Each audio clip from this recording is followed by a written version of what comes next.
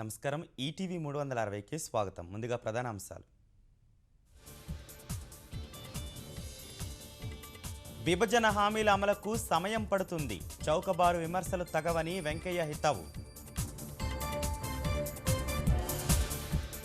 నిబంధనలకు అతీతంగా అమృత్ పథకంలో అమరావతి చెదోడుగా ఉండేందుకేనని వెంకయ్య వెల్లడి. అమరావతిలో ప్రధాని ప్రసంగంపై విపక్షాల నిరసన. ప్రత్యేక హోదాపై హామీ లేదంటూ దిష్టిబొమ్మల దహనం. పార్టీ నేతలతో చంద్రబాబు సమావేశం. మధ్యాహ్నం 3 గంటలకు రాజధాని శంకుస్థాపన కమిటీతోనూ భేటీ.